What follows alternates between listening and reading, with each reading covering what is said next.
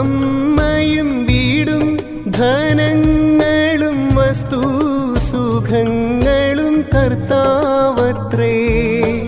അപ്പനും അമ്മയും വീടും ധനങ്ങളും വസ്തു സുഖങ്ങളും കർത്താവത്രേ. പൈതൽ പ്രായം മുതൽക്കിന്നേ വരെ എന്നെ പോറ്റി പുലർത്തിയ ദൈവം മതി. പൈതൽ പ്രായം മുതൽക്കിന്നേ വരെ എന്നെ പോറ്റി പുലർത്തിയ ദൈവം മതി. എൻ്റെ ദൈവം സ്വർഗസിംഹാസനം തന്നിലെന്നിൽ കനിഞ്ഞെന്നെ ഊർത്തിയിടുന്നു.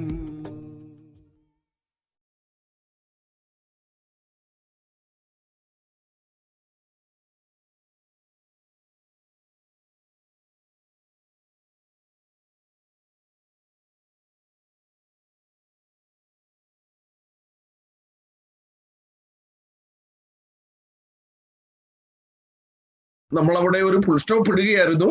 അവസാനിച്ചു എന്ന് ഞാൻ പറയുന്നില്ല. നമ്മൾ പത്രോസിന്റെ പ്രസംഗം അപ്പോസ്തലപ്രവൃത്തി 3-ാം അധ്യായത്തിൽ നിന്ന് ശ്രദ്ധിച്ചുകൊണ്ടാണ് നിർത്തിയത്. അവിടെ യഹൂദന്മാരോട് പറയുന്ന വാക്ക് നമ്മൾ പ്രത്യേകം ശ്രദ്ധിച്ചു.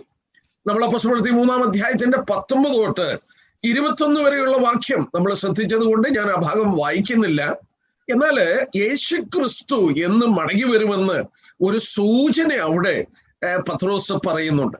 അത് ദൈവമക്കളായി നമ്മൾ സൂക്ഷ്മതയോടെ പരിശോധിക്കുവാൻ കടംപെട്ടവരാണ് എന്ന് ഞാൻ ഓർപ്പിക്കട്ടെ. അവിടെ വായിക്കുന്നുണ്ട്, അവൻ സ്വർഗത്തിലേക്ക് പോയി, സ്വർഗം അവനെ കൈക്കൊള്ളുന്നത് എന്നുവരെയാണെന്ന് അവിടെ രേഖപ്പെടുത്തിയിട്ടുണ്ട്. എന്നുവരെയാണ് സ്വർഗം അവനെ കൈക്കൊള്ളുന്നത്? വിശുദ്ധ ലോകാരംഭം മുതൽ വിശുദ്ധ പ്രവാചകന്മാർ പറഞ്ഞതൊക്കെ യഥാസ്ഥാനത്താകുന്ന കാലം വരെ. ഇംഗ്ലീഷ് ബൈബിളിൽ അല്പം കൂടെ വിഭിന്നമാണ്. Until the times of restoration. Times എന്നുള്ളത് ബഹുവചനത്തിലാണ് പറഞ്ഞിരിക്കുന്നത്. എന്ന് പറഞ്ഞാൽ there is a time of restoration, a series of restoration. അതിന്റെ ഒരു തുടർമാനമായ യഥാസ്ഥാനത്തിന്റെ കാലയളവ് നടക്കുന്നത് വരെ സ്വർഗം അവനെ കൈക്കൊള്ളണം. എൻ്റെ സഹോദരന്മാരോടും സഹോദരിമാരോടും എന്നെ കേൾക്കുന്ന എല്ലാ പ്രിയപ്പെട്ടവരോടും ദൈവദാസന്മാരോടൊക്കെ ഞാൻ ഓർപ്പിച്ചത്, ഞാനും നിങ്ങൾ ജീവിക്കുന്ന കാലയളവ് ഈ റിസ്റ്റോറേഷൻ നടക്കുന്ന കാലയളവാണ്. 2000 വർഷമായി നാം തിരുവചനത്തിൽ വായിച്ചതുപോലെ യാതൊരു കരുണയും ദൈവം അവരോട് കാണിച്ചില്ല. നിന്റെ രക്തം ഞങ്ങളുടെ മേലും ഞങ്ങളുടെ മക്കളുടെ മേലും വരട്ടെന്ന് അവരുടെ മക്കൾക്ക് വേണ്ടി അവർ ആർത്തട്ടഹസിച്ചപ്പോൾ, ദൈവപുത്രനെ ക്രൂശിക്കുമ്പോൾ അവർ ചോദിച്ചു മേടിക്കുകയായിരുന്നു. ദൈവം അവരോടൊരു കരുണയും കാണിക്കാതെ, റോമലേഖനം 11:15 വിശുദ്ധ പൗലോസ് പറഞ്ഞ പോലെ അവരെ ഭ്രംശം, കാസ്റ്റിംഗ് ഓഫ് ദം, അവരെ ദൈവം തെള്ളിക്കളഞ്ഞൊരു കാലഘട്ടമാണ്. തെള്ളിക്കളഞ്ഞൊരു കാലഘട്ടം. ആ തെള്ളിക്കളഞ്ഞ കാലഘട്ടത്തിൽ ദൈവം മറ്റൊരു പ്രവൃത്തിയിലേക്ക് ഏർപ്പെട്ടു. എന്താണ് ആ പ്രവൃത്തി? നമ്മൾ അപ്പോസ്തലപ്രവൃത്തി 15-ാം അധ്യായത്തിൽ വായിക്കുന്നു, ജാതികളിൽ നിന്ന് ഒരു ജനത്തെ തന്റെ നാമത്തിനായി തിരഞ്ഞെടുപ്പാൻ ദൈവത്തിന് പ്രസാദം തോന്നി. നോക്കുക, ജാതികളിൽ നിന്നൊരു ജനത്തെ എടുക്കുകയാണ്. മറ്റു വിധത്തിൽ പറഞ്ഞാൽ ദൈവസഭയുടെ പണി നടക്കുന്നു. യഹൂദനോടുള്ള ഇടപെടൽ അവസാനിപ്പിച്ച് അവനെ തള്ളിക്കളഞ്ഞ്, ആത്മികമായും രാഷ്ട്രീയമായും അവനെ തള്ളിക്കളഞ്ഞ്, അവനെ പരിഗണിക്കാതെ എന്നോടും നിങ്ങളോടും കരുണ കാണിച്ച് ജാതികളിൽ നിന്നൊരു ജനത്തെ തന്റെ നാമത്തിന് വേണ്ടി ദൈവം എടുക്കുന്ന ഒരു കാലഘട്ടത്തിൽ കഴിഞ്ഞ കാലങ്ങൾ കടന്നുപോയി. യാതൊരു കരുണയും കാണിച്ചില്ല. ദൈവം അവരോട് കരുണ കാണിക്കാതെ കിടന്ന കാലം. എന്നാൽ നമ്മൾ പ്രത്യേക ഞാനൊരു വാക്യം ഒന്ന് വായിച്ചോട്ടെ. യെരമ്യ പ്രവചനത്തിൽ വരുമ്പോൾ ഇവരോട് കരുണ കാണിക്കാതെ കിടക്കുന്ന ഒരു കാലഘട്ടം. ഈ കാലഘട്ടം അവസാനിക്കുന്നതിന്റെ ചിത്രം തിരുവചനത്തിലുണ്ട്. നോക്കട്ടെ, യെരമ്യ പ്രവചനം 24-ാം അധ്യായം. ഞാൻ എൻ്റെ ദൃഷ്ടി നന്മയ്ക്കായി അവരുടെ മേൽ വെച്ച് അവരെ ദേശത്തിലേക്ക് വീണ്ടും കൊണ്ടുവരും. ഞാൻ അവരെ പണിയും പൊളിച്ചു കളയില്ല, അവരെ നടും പറിച്ചു കളയില്ല. ഈ വാക്യത്തിന്റെ പ്രാധാന്യത ഞാനൊന്ന് ചൂണ്ടിക്കാണിക്കാം. ഈ യെരമ്യാവിൽ തന്നെ 31-ാം അധ്യായം എന്നെടുത്താട്ടെ. യെരമ്യാവ് 31-ാം അധ്യായം അതിന്റെ 28-ാം വാക്യം നോക്കിയാട്ടെ. ദൈവത്തിന്റെ 2 വിധമായ ഇടപെടൽ, ഈ ജനത്തോട് 2 വിധത്തിൽ ദൈവം ഇടപെടുന്നത് കാണിച്ചു തരുന്നു. അന്ന് ഞാൻ പറിപ്പാനും പൊളിപ്പാനും ഇടിപ്പാനും നശിപ്പാനും കഷ്ടപ്പെടുത്തുവാനും അവരുടെ മേൽ ജാഗരിച്ചിരിക്കുന്നത് പോലെ പണിയുവാനും നടുവാനും അവരുടെ മേൽ ജാഗരിക്കും എന്ന് യഹോവയുടെ അരുളപ്പാട്.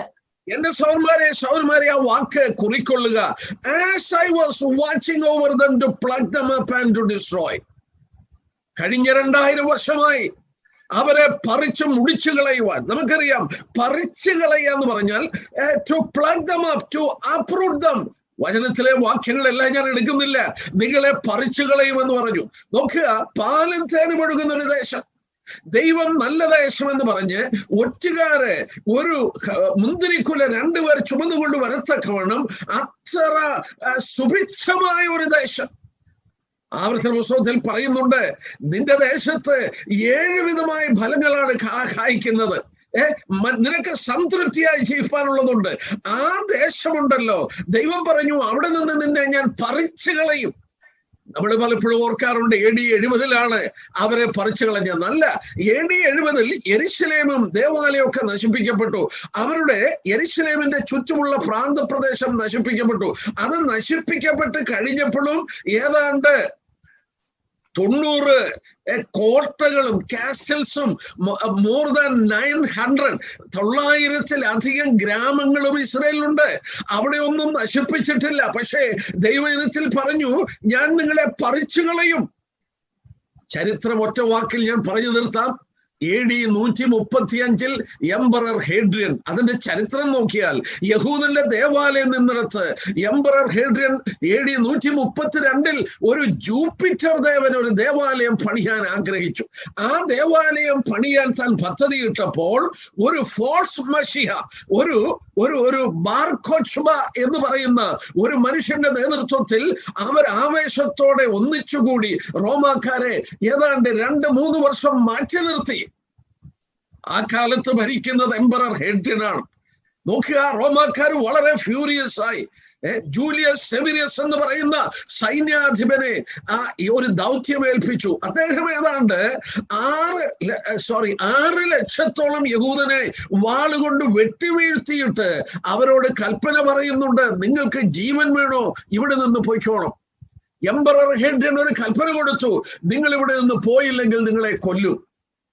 യഹൂദൻ ആ ദേശത്ത് നിന്ന് പലായനം ചെയ്തു. ആ ദേശത്ത് നിന്ന് യഹൂദൻ ഓടിപ്പോയി. എന്റെ പ്രിയപ്പെട്ടവരെ, പ്രാണരക്ഷാർത്ഥം ഓടിപ്പോയി. ഞാൻ നിങ്ങളോട് പറയട്ടെ, 1800 ആണ്ടിൽ യെരുശലേമിൽ 300 യഹൂദനിൽ കൂടുതലില്ല. 1827 പലസ്തീൻ പരിശോധിച്ചാൽ 500 യഹൂദന്മാരില്ല. 1865 ഏതാണ്ട് 10,000 യഹൂദന്മാരേ ഉള്ളൂ. എന്താ ഞാൻ ഈ പറയുന്നത്? സ്വർഗത്തിലെ ദൈവം പറഞ്ഞത് ഓർക്കണം, നിന്നെ ഞാൻ പറിച്ചു കളയും. I will watch over you to pluck him up and to destroy. അടുത്ത ഭാഗം, ആ വാക്യത്തിന്റെ അടുത്ത ഭാഗം എന്തുവാ? As I was watching over you to pluck you and to destroy, I will watch over them to build and to plant. അവരെ പണിയുവാനും നടുവാനും ഞാൻ ജാഗരിക്കും. ഇതാണ് നമ്മൾ 24-ാം അധ്യായത്തിൽ വായിച്ചത്. 24-ാം അധ്യായത്തില് ഞാൻ എൻ്റെ ദൃഷ്ടി അവരുടെ നന്മയ്ക്കായി അവരുടെ മേൽ വെച്ച് അവരെ വീണ്ടും ഇവിടെ കൊണ്ടുവരും. അവരെ ഞാൻ പണിയും, അവരെ ഞാൻ പൊളിക്കില്ല, ഞാൻ അവരെ നടും. എന്റെ സഹോദരന്മാരെ, ഇതാണ് പത്രോസ് പറഞ്ഞത്. പത്രോസ് പറഞ്ഞത് അപ്പോസ്തലപ്രവൃത്തി 3-ാം അധ്യായത്തിന്റെ 19 തൊട്ടുള്ള വാക്യത്തിൽ പറഞ്ഞത്, until all these things are restored. പ്രവാചകന്മാർ പറഞ്ഞതെല്ലാം റീസ്റ്റോർ ചെയ്യണം. ഞാനും നിങ്ങളിന്ന് ജീവിക്കുന്ന കാലയളവ് യാതൊരു കരുണയും കാണിക്കാതെ കിടന്ന ജനമുണ്ടല്ലോ. 102-ാം സങ്കീർത്തനത്തിന്റെ 13-ാം വാക്യം, സഹോദരി ആ വാക്യം മാത്രം ഒന്ന് വായിച്ചേ. ആ 13-ാം വാക്യം പ്രിയപ്പെട്ടവരെ വളരെ കരുതലോടുകൂടെ ഒന്ന് ശ്രദ്ധിക്കണം. ഒരു പ്രത്യേക കാലഘട്ടം ദൈവം ചൂണ്ടിക്കാണിക്കുകയാണ്. നീ എഴുന്നേറ്റ് സിയോനോട് കരുണ കാണിക്കും, അവളോട് കൃപ കാണിക്കാനുള്ള കാലം, അതെ അതിന് സമയം വന്നിരിക്കുന്നു. The set time, അങ്ങനെയാണ് ഇംഗ്ലീഷിൽ. The set time to show her favor. അവളോട് കരുണ കാണിക്കാനുള്ള ദൈവിക പദ്ധതിയുടെ set time brothers and sisters, എന്നെ കേൾക്കുന്ന സഹോദരി സഹോദരന്മാരെ, ഞാൻ നിങ്ങളും ജീവിക്കുന്ന കാലയളവിലാണ്. കഴിഞ്ഞ രാത്രി ഞാൻ ചൂണ്ടിക്കാണിച്ചു, സ്വർഗത്തിലെ ദൈവരുടെ പിതാക്കന്മാരോട് ചെയ്ത നിയമമോർത്തു.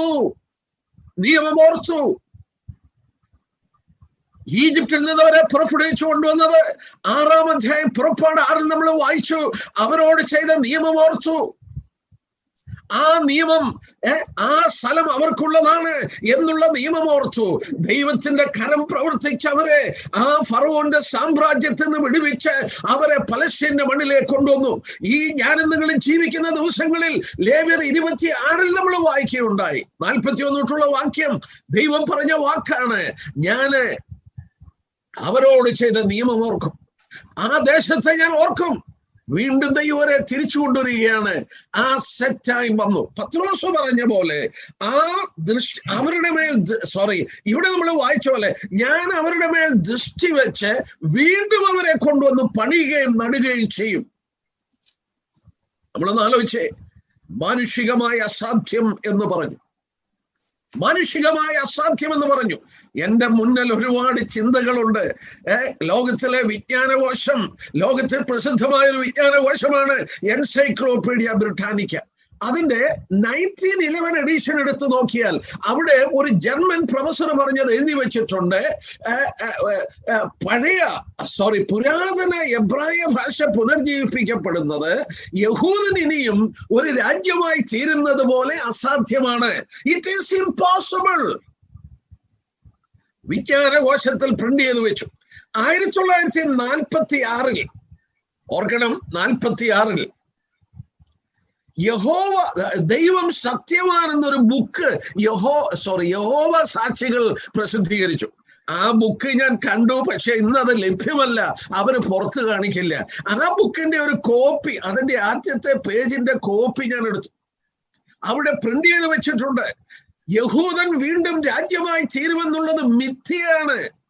46 പറയുന്നത്. യഹൂദനോട് ചോദിക്കുകയാണ്, നിങ്ങൾ ഇനിയും രാഷ്ട്രമായി തീരുമോ? എസെക്കിയേൽ 37 അവരെന്താ പറയുന്നത്? ഞങ്ങളുടെ ആശയ്ക്ക് ഭംഗം വന്നു, അവർ ഹോപ്പ് ഈസ് ഗോൺ. ക്രിസ്ത്യാനികളോടൊന്ന് ചോദിച്ചേ, അവര് പറഞ്ഞത് എന്താണ്?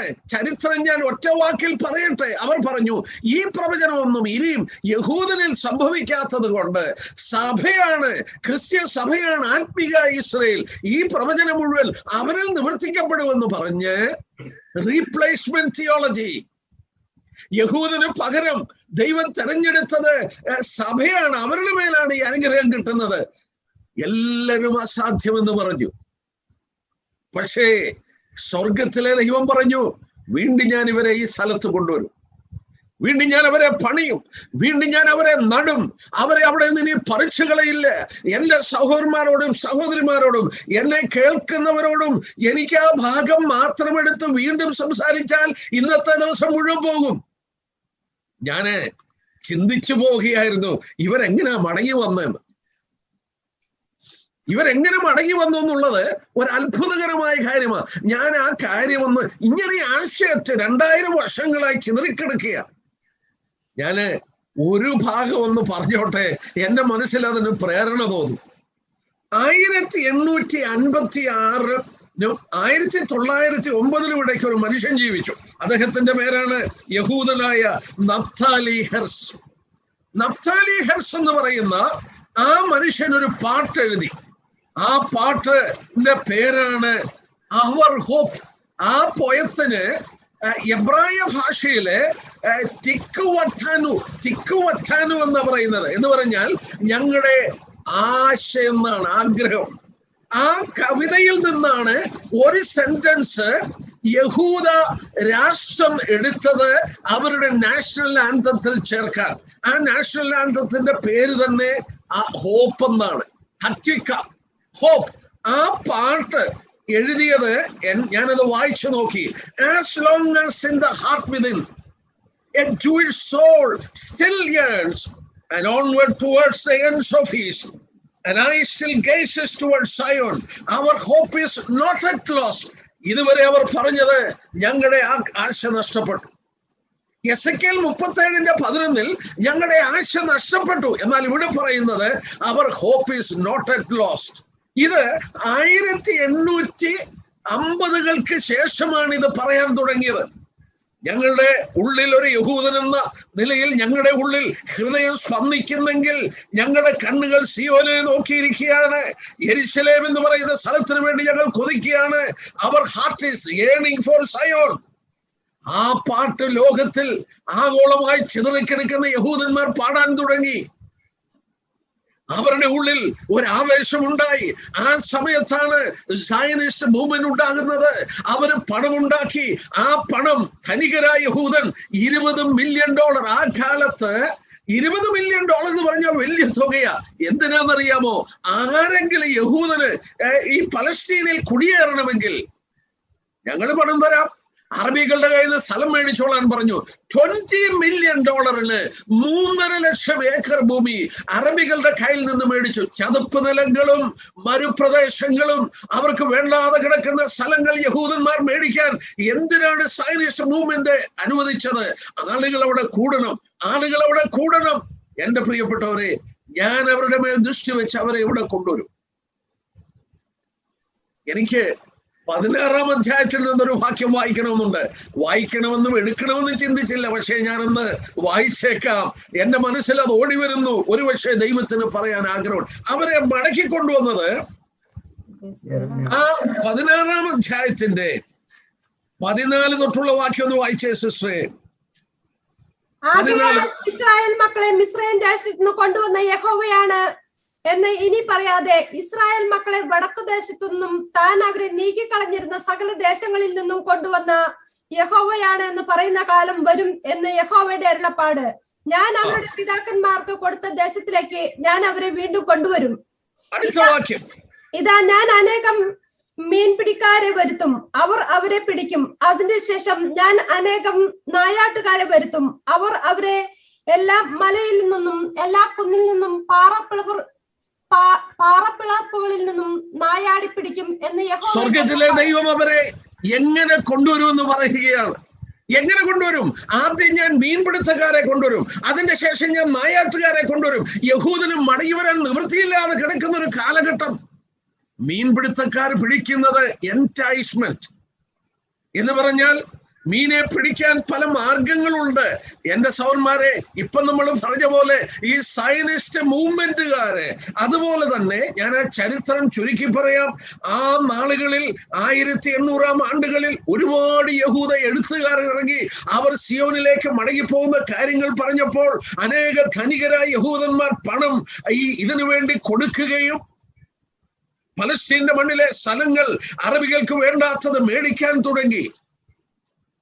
സയനിസ്റ്റ് മൂവ്മെന്റിന്റെ പണം കൊണ്ട് അനേക മീൻപിടുത്തക്കാർ പിടിക്കാൻ തുടങ്ങി. അതിന്റെ ശേഷം ഞാൻ നായാട്ടുകാരെ വരുത്തും. ലിറ്ററലി നായാട്ടുകാർ ആളുകളെ ഓടിക്കുകയാണ്. നായാട്ടുകാരെ വേട്ടമൃഗത്തെ ഓടിക്കുന്നത് പോലെ ഈ ഭാഗത്തേക്ക് യഹൂദനെ ഓടിക്കാൻ തുടങ്ങി. യഹൂദനെ ഓടിക്കാൻ തുടങ്ങി. നിങ്ങള് ആ ഭാഗത്തോടുള്ള ബന്ധത്തിൽ നമ്മള് ശ്രദ്ധിച്ചു നോക്കിയാൽ അവര് ഓടുവാനായിട്ട് ആവശ്യപ്പെടുകയാണ്. സഖറിയാ പ്രവചനത്തിലുണ്ട്, വായിക്കണമെന്നില്ല. ഞാൻ ഇങ്ങനെ പറയട്ടെ, അവരെ വടക്കേ ദേശം, അത് റഷ്യയുള്ള ബന്ധത്തിലാണ്. ഇസ്രയേലിൽ കുടിയേറിയിരിക്കുന്ന ആളുകളുടെ ഏറ്റവും കൂടുതൽ ആളുകൾ കടന്നു വന്നിരിക്കുന്ന റഷ്യയിൽ നിന്നാണ്. അവിടെ എന്ത് സംഭവിച്ചു? സാർ ചക്രവർത്തി അലക്സാണ്ടർ ചക്രവർത്തി രണ്ടാമൻ കൊല്ലപ്പെട്ടു. ആ രണ്ടാമൻ കൊല്ലപ്പെട്ടപ്പോൾ ഒരു യഹൂദ സ്ത്രീയെ സംശയിച്ചു. ഭീകരമായ പീഡയുണ്ടായ യഹൂദന്. അലക്സാണ്ടർ മൂന്നാമൻ ഭരണത്തിൽ വരുമ്പോൾ യഹൂദൻ അവിടെ നിന്ന് ഓടാൻ തുടങ്ങി. അത് കഴിഞ്ഞപ്പോൾ കമ്മ്യൂണിസ്റ്റ് വിപ്ലവം, യഹൂദൻ ഓടാൻ തുടങ്ങി. ഒക്ടോബർ വിപ്ലവം, കമ്മ്യൂണിസ്റ്റുകാര് അവരെ കൊല്ലാൻ തുടങ്ങി, അവർ ഓടാൻ തുടങ്ങി. നോക്കുക, ഞാൻ അനേക നായാട്ടുകാരെ വരുത്തും. ഹിറ്റ്ലർ വന്നു, അവരെ യൂറോപ്പിലുള്ള യഹൂദനെ വേട്ടമൃഗങ്ങളെ പോലെ നായാടാൻ തുടങ്ങി. അവർ പ്രാണരക്ഷാർത്ഥം ഓടി. ദൈവം പറഞ്ഞ വാക്ക് കണ്ടോ? ആദ്യം ഞാൻ മീൻപിടുത്തക്കാരെ കൊണ്ടുവരും, അതിന്റെ ശേഷം ഞാൻ നായാട്ടുകാരെ കൊണ്ടുവരും. ഞാൻ അങ്ങനെ നിങ്ങളെ ഇവിടെ കൊണ്ടുവരും. എത്ര ആശ്ചര്യമായി അത് സംഭവിച്ചു. സ്വർഗത്തിലെ ദൈവത്തിന്റെ കരം നിങ്ങൾ നോക്കിയാട്ടെ. എന്റെ പ്രിയപ്പെട്ടവരെ, ചരിത്രമൊന്നും അവിചാരിതമല്ല. പത്രോസ് പറഞ്ഞ വാക്കിനെ മറക്കരുത്.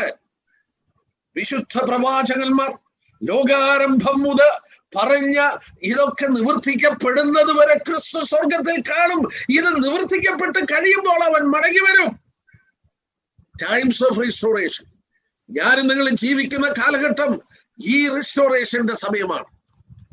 ഞാന് ആ പാടിയ പാട്ടുണ്ടല്ലോ, ആ പാട്ടിനോടുള്ള ബന്ധത്തിൽ കുറെ കാര്യം കൂടെ പറയണമെന്ന് വിചാരിച്ചു. കാരണം നിങ്ങള് ബാബിലോണിൽ നിന്ന് ഇവർ മടങ്ങി വന്നത് ശ്രദ്ധിച്ചാൽ അവിടെ നമ്മൾ വായിക്കുന്നുണ്ട്. എസ്രയുടെ പുസ്തകം 1-ാം അധ്യായത്തിന്റെ 1-ാം വാക്യവും 5-ാം വാക്യവും വായിച്ചാൽ യഹോവ ദൈവം ഉണർത്തിയ ഏവനും, ദൈവം രാജാവിനെ ഉണർത്തി, ദൈവം ജനങ്ങളെ ഉണർത്തി, ദൈവം ഉണർത്തിയ ജനങ്ങൾ മടങ്ങി വന്നു, ദൈവം ഹൃദയങ്ങളിൽ പ്രവർത്തിക്കുന്നു. എസ്രയുടെ പുസ്തകം 1-ാം അധ്യായത്തിന്റെ 1-ാം വാക്യവും 5-ാം വാക്യവും വായിക്കാൻ നേരമില്ല. അന്ന് യഹൂദനെ ആ ബാബിലോൺ, ടൈഗ്രീസ് യൂഫ്രട്ടസ് നദിയുടെ തീരത്ത് സെറ്റിൽ ചെയ്തവരെ 70 വർഷം വീടുകൾ പണിത് സ്വസ്ഥമായി പാർത്തവരുടെ മധ്യത്തിൽ നിന്ന് ദൈവം സ്റ്റേറപ്പ് ചെയ്തവരാണ് മടങ്ങി വന്നത്.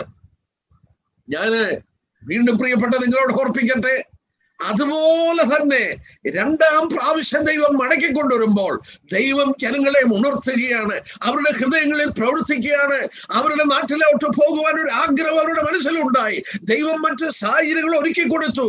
മീൻപിടുത്തക്കാരും വേട്ടക്കാരും വന്നവരെ കൊണ്ടുവരികയാണ്.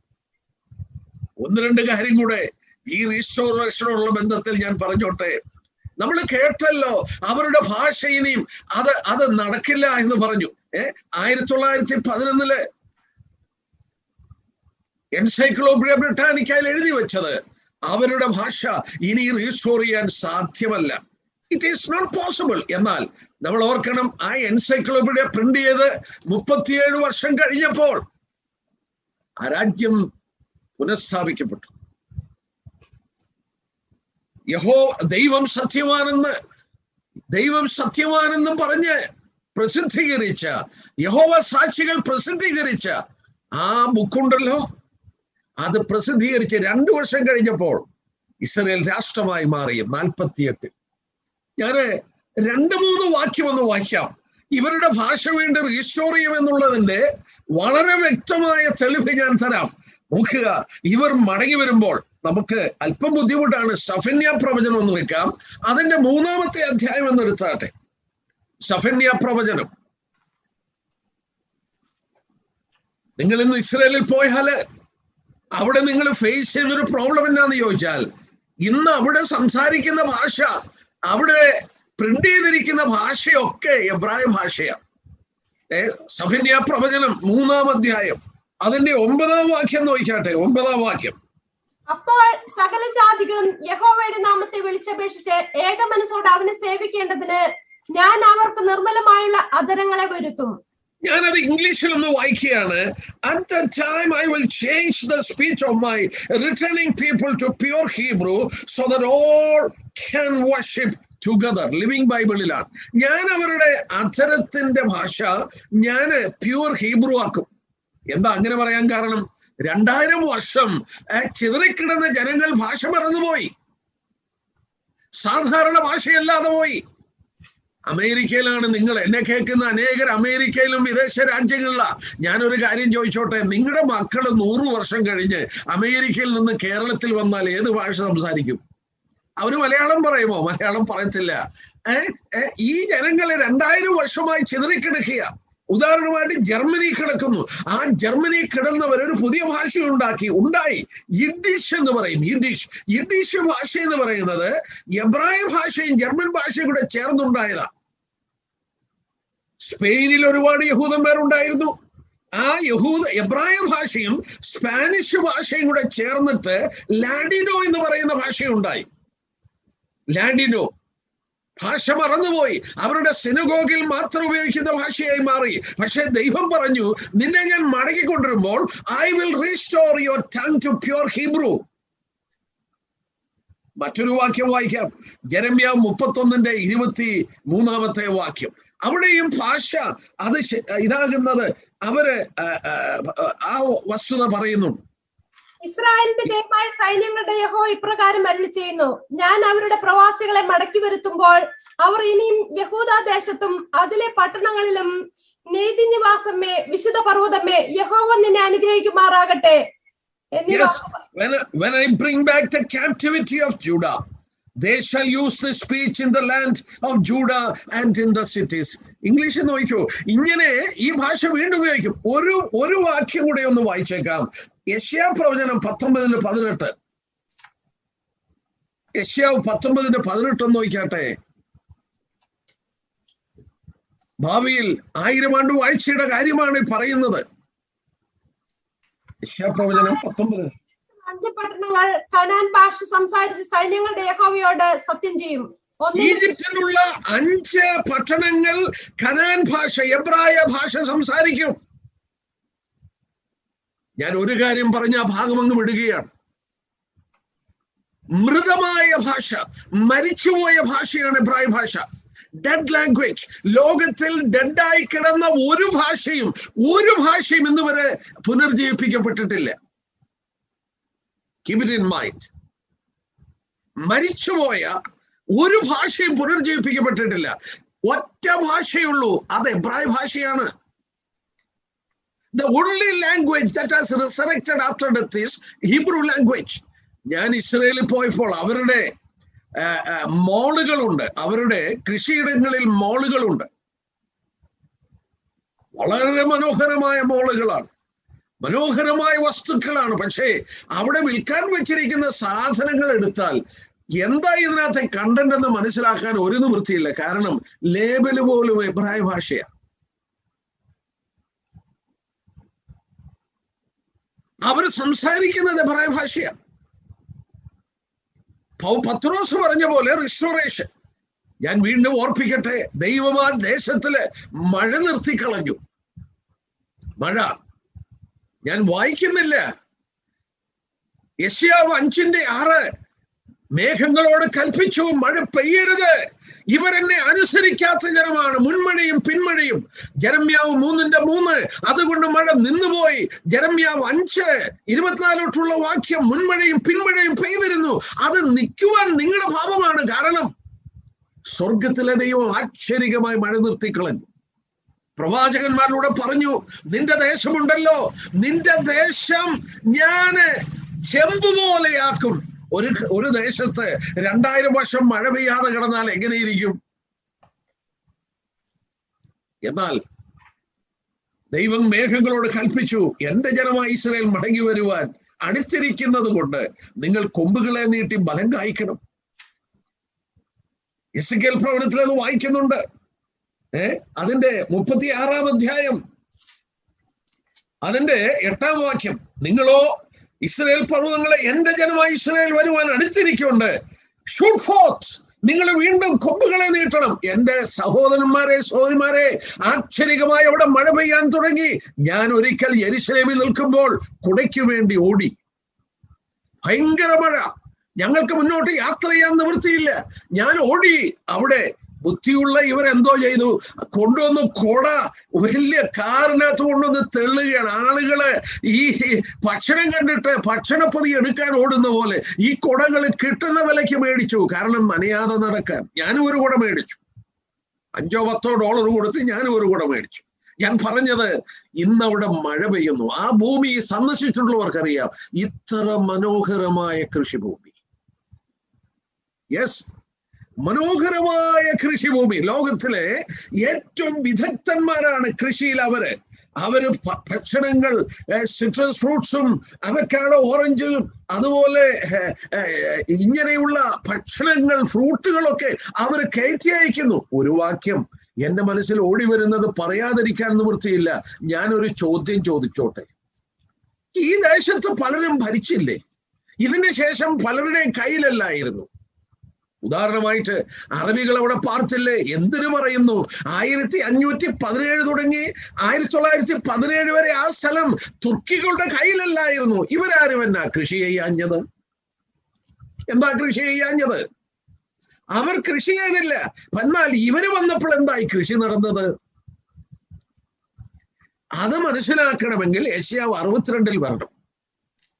യെശയ്യാവ് 62 വരണം. അതിന്റെ കാരണം എന്നാന്ന് ഞാൻ പറയാം. നോക്കുക, നമ്മൾ കേട്ടിട്ടില്ലാത്തൊരു വിവാഹം, എ സ്ട്രേഞ്ച് മാരേജ്. ഒന്ന് വായിച്ചേ യെശയ്യാവ് 62 അതിന്റെ 4 തൊട്ടുള്ള വാക്യം ഒന്ന് ശ്രദ്ധിച്ചാട്ടെ. നിന്നെ ഇനി അസൂബ എന്ന് വിളിക്കയില്ല, നിന്റെ ദേശത്തെ ചെമാമ എന്ന് പറയുകയുമില്ല. നിനക്ക് ഹെഫ്സീബ എന്നും നിന്റെ ദേശത്തിന് ബയൂല എന്നും പേരാകും. യഹോവയ്ക്ക് നിന്നോട് പ്രിയമുണ്ടല്ലോ, നിന്റെ ദേശത്തിന് വിവാഹം കഴിയും. യവനക്കാരൻ കന്യകയെ വിവാഹം ചെയ്യുന്നത് പോലെ നിന്റെ പുത്രന്മാർ നിന്നെ വിവാഹം ചെയ്യും. മതി അവിടെ നോക്കിയാട്ടെ, ആരെയാണ് വിവാഹം കഴിക്കുന്നത്? ദൈവം ദേശത്തെ കുറിച്ച് പറയുകയാണ്. നിന്റെ യൗവനക്കാർ നിന്റെ ദേശത്തെ വിവാഹം കഴിക്കും. ആ ദേശത്തിന്റെ പേരെന്തായിരുന്നു? അസൂബ എന്നും ശെമാമ എന്നും. അതാ അതിന്റെ അർത്ഥം. അസൂബ എന്ന് പറഞ്ഞാൽ ഫോർസേക്കൻ, മറന്നു കിടന്നു. ശെമാമ എന്ന് പറഞ്ഞാൽ ഡെസലേറ്റ്, ശൂന്യമായി മറന്നു കിടന്നു, ഉപേക്ഷിച്ചു കിടന്നു. പക്ഷേ നിന്റെ വിവാഹം കഴിഞ്ഞു. ഇപ്പോഴോ ഹെഫ്സെബ ആൻഡ് ബയൂല. ഹെഫ്സെബ എന്ന് പറഞ്ഞാൽ എന്റെ പ്രമോദം, ബയൂല എന്ന് പറഞ്ഞാൽ വിവാഹസ്ഥ. ഒരു യൗവനക്കാരൻ ഒരു യൗവന കന്യകയെ വിവാഹം കഴിക്കുമ്പോൾ അവളിൽ പ്രമോദിക്കുന്നത് പോലെ ഈ യഹൂദന്മാർ അവരെ മടക്കി ദൈവം കൊണ്ടുവന്നപ്പോൾ, അവരുടെ കരങ്ങൾ ആ ഭൂമി സ്പർശിച്ചപ്പോൾ, നമ്മൾ ഓർക്കണം, ഏത് വിവാഹവും ഉടമ്പടിയിലൂടെയാണ് നടക്കുന്നത്. ഈ ദേശം അവരോട് ഉടമ്പടി ചെയ്ത ദേശമാണ്. എന്ത് സംഭവിച്ചു? ഒരു വാക്യം കൂടെ ഞാൻ കാണിക്കാം. യെശയ്യാവ് തന്നെ 27 നിങ്ങൾ ഇംഗ്ലീഷ് ബൈബിൾ ഉണ്ടെങ്കിൽ ഒന്ന് വായിച്ചോണേ. 27 അധ്യായത്തിൽ ഇത് സംഭവിക്കുകയാണെന്ന്. 27 6 വാക്യം നോക്കിയാട്ടെ. മലയാള ഭാഷ അല്പം വിഭിന്നമാണ്. 6 വാക്യം ഒന്ന് വായിക്കാം. വരും കാലത്ത് യാക്കോബ് വേരൂന്നുകയും ഇസ്രായേൽ തളിർത്തു പൂക്കുകയും അങ്ങനെ ഭൂതലത്തിന്റെ ഉപരിഭാഗം ഫലപൂർണമാകുകയും ചെയ്യും. യെസ്, ഇംഗ്ലീഷിൽ വായിച്ചാൽ അങ്ങനെയല്ല പറഞ്ഞിരിക്കുന്നത്. ഇംഗ്ലീഷിൽ പറയുന്നത് നോക്കുക, ഭൂമിയുടെ ഉപരിതലം ഫലപൂർണമാകുമെന്നുള്ളത്. they shall fill the world with fruits. അവർ മടങ്ങി വന്ന് അവർ വേരൂന്നുമ്പോൾ they will fill the world with fruits. എന്റെ സൗരന്മാരെ, യൂറോപ്പിൽ കയറ്റി അയക്കുന്ന ഫ്രൂട്ടുകൾ, അവരുടെ തീന്മേശയിലും കഴിക്കുന്ന ഭക്ഷണം, ഈ മഞ്ഞു മൂടുന്ന സ്ഥലത്ത് ഈ നെഗവ മരുഭൂമിയിൽ നിന്നുള്ള പഴങ്ങളാണ് അവിടെ കയറ്റി അയച്ചവർ കഴിക്കുന്നത്. അവക്കാഡോസ് അമേരിക്കയിലോട്ട് കയറ്റി അയക്കാൻ നോക്കിയ യഹൂദൻ. അമേരിക്ക അവക്കാഡോസിൽ സെൽഫ് സഫീഷ്യന്റ് ആണ്. യഹൂദന്മാർ പോയി യൂറോപ്യൻസിനെ അവക്കാഡോ തിന്നാൻ പഠിപ്പിച്ചു. ഇന്ന് അവരുടെ ഏറ്റവും വലിയ മാർക്കറ്റ് അവക്കാഡോസിന്റെ ഈ പ്രദേശമാണ്, യൂറോപ്പാണ്. നിങ്ങൾക്കറിയാമോ, കേരളം, എന്റെ ബാല്യകാലത്തിൽ ഒരു ഗ്രാമത്തിലാണ് ഞാൻ വളർന്നത്. ആ ഗ്രാമപ്രദേശത്ത് ഇതുപോലെ പഴങ്ങളൊന്നുമില്ല. നമ്മുടെ വാഴപ്പഴങ്ങളൊക്കെ ഉള്ളൂ. എന്റെ പിതാവ് യാത്ര ചെയ്തിട്ട് വരുമ്പോൾ കൊണ്ടുവരുന്ന വിശിഷ്ടമായ ഫലമാണ് മാതളനാരകം. എനിക്ക് ഇന്നും ഓർമ്മയുണ്ട്. അത് കാണാൻ തന്നെ ഒരു കൊതിയാണ്. എന്റെ പിതാവ് മാതളനാരകവും അതുപോലുള്ള പഴങ്ങളൊക്കെ കിട്ടിയാൽ മേടിച്ചോണ്ട് വരും. കാരണം അതൊരു റെയർ ഫ്രൂട്ടാണ്. ഇപ്പം നിങ്ങള് ഈ കേരളത്തിന്റെ തെരുവിലൂടെ നടക്കാമോ? കൂട്ടിയിട്ടിരിക്കുകയാണ് ഈ പഴങ്ങളെ, ഈ ഫ്രൂട്ടുകള്. എന്താ അതിന്റെ കാരണം? അതിന്റെ കാരണം യഹൂദനാ. നമ്മുടെ പ്രൈം മിനിസ്റ്റർ മോഡി ഇസ്രായേൽ സന്ദർശിച്ചപ്പോൾ വീക്ക് എന്ന് പറയുന്ന ഒരു മാഗസിൻ ഇറക്കി. ആ മാഗസിനിലെ ഫ്രണ്ട് പേജിലെ ഈ ഇസ്രായേൽ പ്രൈം മിനിസ്റ്റർ ബെഞ്ചമിൻ നെതന്യാഹുവും നമ്മുടെ പ്രൈം മിനിസ്റ്ററോടെ നിൽക്കുന്ന പടമാണ് മോഡി. ഞാൻ ആ മാസിക വളരെ ശ്രദ്ധയോടെ വായിച്ചപ്പോൾ കാണാം ഇന്ത്യയുടെ ഒരു മാപ്പ്. ഈ മാപ്പ് ഇട്ടിട്ട് ഇസ്രായേലിന്റെ കൊളാബറേഷനിൽ കൃഷി നടക്കുന്ന ഭൂമികളെല്ലാം മാർക്ക് ചെയ്തിട്ടുണ്ട്. ഞാൻ നോക്കിയപ്പോൾ വടക്കേ ഇന്ത്യയില്, രാജസ്ഥാനിലും ഗുജറാത്തിലും എന്നു വേണ്ട വടക്കേ ഇന്ത്യയുടെ പ്രദേശത്തേറിയ ഭാഗത്തും കൃഷി നടക്കുന്നു. ഞാന് മലബാറിൽ നിൽക്കുമ്പോൾ ഒരു സഹോദരൻ ഞാനും കൂടെ വഴി നിൽക്കുമ്പോൾ കാണാം ട്രക്കിലൂടെ നല്ല ചെറിയ ഈ കുക്കുമ്പർ പോകുന്നു. അദ്ദേഹം പറഞ്ഞു, ബ്രദറെ, ഈ കുക്കുമ്പർ ഒരു ഫാമിൽ കൃഷി ചെയ്യുന്നു. ഇസ്രായേലോടുള്ള ബന്ധത്തിൽ കൃഷി നടക്കുകയാണ്. എന്റെ പ്രിയപ്പെട്ടവരെ, ഇന്ത്യ മുഴുവൻ കൃഷി നടക്കുകയാണ്. ഇസ്രായേൽ കൊളാബറേഷനിൽ, ടെക്നോളജിയിൽ. They are filling the world with fruits. പ്രവാചകന്മാർ പറഞ്ഞത് കൺമുമ്പിൽ നിവർത്തിക്കുകയാണ്. പിന്നെ ഒരു കാര്യം കൂടെ പറഞ്ഞ് ഞാൻ അങ്ങ് വിടാം. കാരണം ഞാൻ ആ റീസ്റ്റോറേഷനെ കുറിച്ച് പറഞ്ഞുകൊണ്ടിരുന്നാൽ ഞാൻ ഒരുപാട് പറയും. അതുകൊണ്ട് അതങ്ങനെ പറയണ്ട. എന്നാൽ ഒറ്റ കാര്യം നിങ്ങളുടെ ചിന്തയ്ക്ക് പറഞ്ഞ് ഞാൻ അവിടെ വിട്ടിട്ട് ഞാൻ തുടർന്നുള്ള ഭാഗത്തിലോട്ട് കടക്കുകയാണ്. ഇവര് നിങ്ങളൊന്ന് ശ്രദ്ധിച്ചേ, 2000 വർഷം ഇവർ ഒരു വിജയവും കണ്ടിട്ടില്ല, കൊന്നൊടുക്കുകയായിരുന്നു. എന്നാൽ ഇവര് രാജ്യമായി തീർന്ന ശേഷം ഒറ്റ പരാജയം കണ്ടിട്ടുണ്ടോ? അതെന്താ അതിന്റെ കാരണം? 2 വാക്യം വായിക്കുമ്പോൾ അതിന്റെ കാരണം മനസ്സിലാകും. ഒന്ന്, നമുക്ക് ലേവ്യ പുസ്തകം 26:17 നോക്കിക്കാട്ടെ. 26-ാം അധ്യായം, ലേവ്യ പുസ്തകം 26-ാം അധ്യായത്തിന്റെ 17-ാം വാക്യം. നിങ്ങൾ എന്റെ കൽപ്പനകള് അനുസരിക്കാതെ വന്നാൽ നിങ്ങളെ ഞാൻ ശിക്ഷിക്കുമ്പോൾ. 17-ാം വാക്യം നോക്കിക്കാട്ടെ. 26:17. നിങ്ങൾ തമ്മിൽ അന്യായം ചെയ്യരുത്. അല്ലല്ല, നിങ്ങൾ ശത്രുക്കളോട് തോറ്റുപോകും. യെസ്, ഞാൻ നിങ്ങളുടെ നേരെ ദൃഷ്ടി വെച്ച് നിങ്ങൾ ശത്രുക്കളോട് തോറ്റുപോകും. നിങ്ങൾ എന്നെ അനുസരിക്കാതെ ഞാൻ നിങ്ങളെ ശിക്ഷിക്കുമ്പോൾ, നിങ്ങൾ ദേശത്തിൽ ചിതറിക്കിടക്കുമ്പോൾ നിങ്ങൾ ശത്രുക്കളോട് തോറ്റുപോകും. 2000 വർഷം അവർ ശത്രുക്കളോട് തോറ്റു. ആവർത്തനം 28 എടുത്തേ, ആവർത്തനം 28. അവിടെ ദൈവം അവർക്ക് അനുകൂലമായി തീരുമ്പോൾ അവിടെ മറ്റൊരു കാര്യം സംഭവിക്കും. 28-ന്റെ 7-ാം വാക്യം നോക്കിക്കാട്ടെ. ആവർത്തനം 28. യെസ്. നിന്നോട് എതിർക്കുന്ന ശത്രുക്കളെ യഹോവ നിന്റെ മുൻപിൽ തോൽക്കുമാറാക്കും. അവർ ഒരു വഴിയായി നിന്റെ നേരെ വരും, 7 വഴിയായി നിന്റെ മുൻപിൽ നിന്ന് ഓടിപ്പോകും. നിന്നോട് എതിർക്കുന്ന ശത്രുക്കളുണ്ടല്ലോ, നിന്റെ മുമ്പിൽ തോറ്റുപോകും.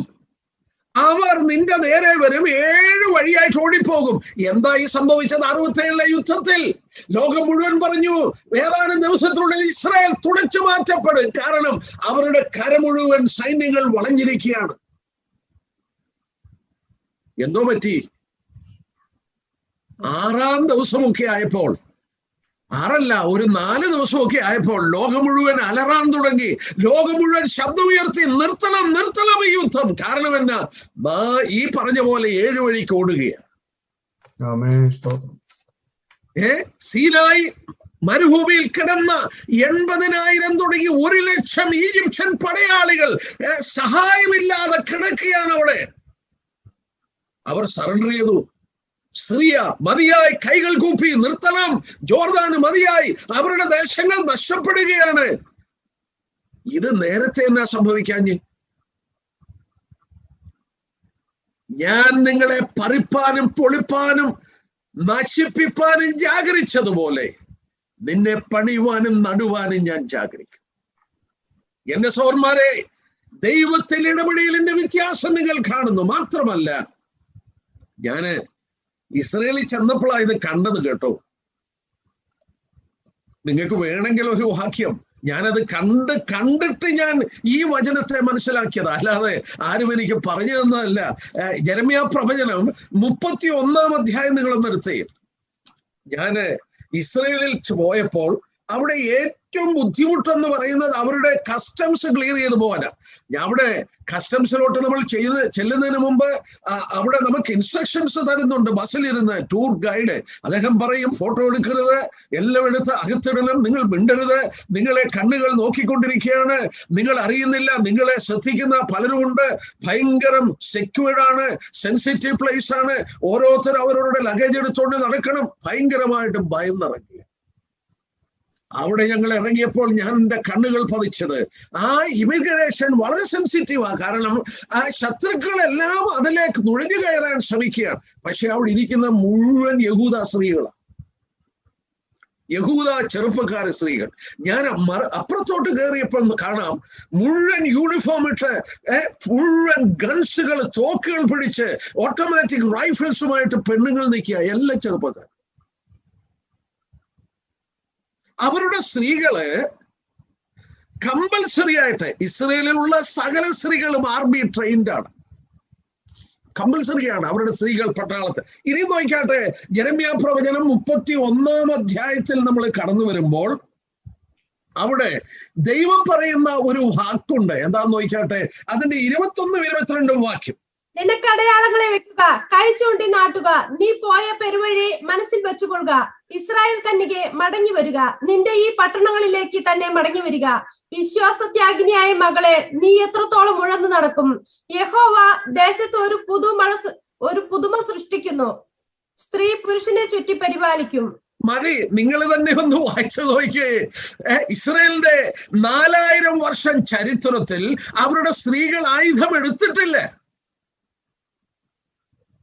അവരുടെ സ്ത്രീകൾ യുദ്ധം ചെയ്യാൻ പോയിട്ടില്ല.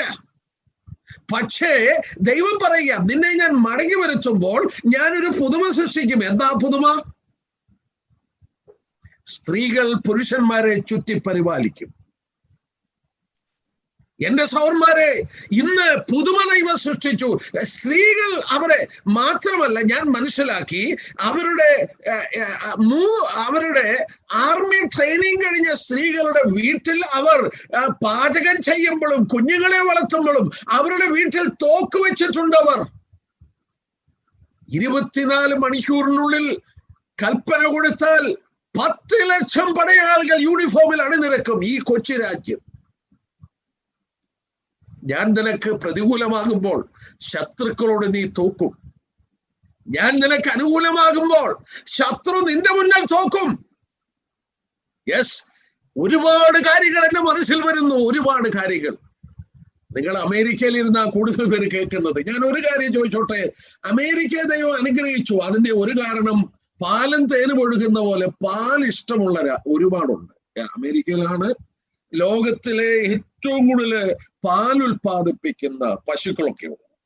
അമേരിക്കയിലെ പശുക്കള് ഒരു വർഷം ഏതാണ്ട് 9331 കിലോഗ്രാം പാൽ ഉൽപ്പാദിപ്പിക്കും, ആവറേജ് പശുക്കൾ. അപ്പൊ ഒരു ദിവസം എത്ര ഉണ്ടെന്ന് നിങ്ങൾ ആലോചിച്ചാൽ മതി. 9331 kilogram milk 1 cow in US produces. പക്ഷേ യൂറോപ്പിലെ ഏതാണ്ട് 6139 കിലോഗ്രാം.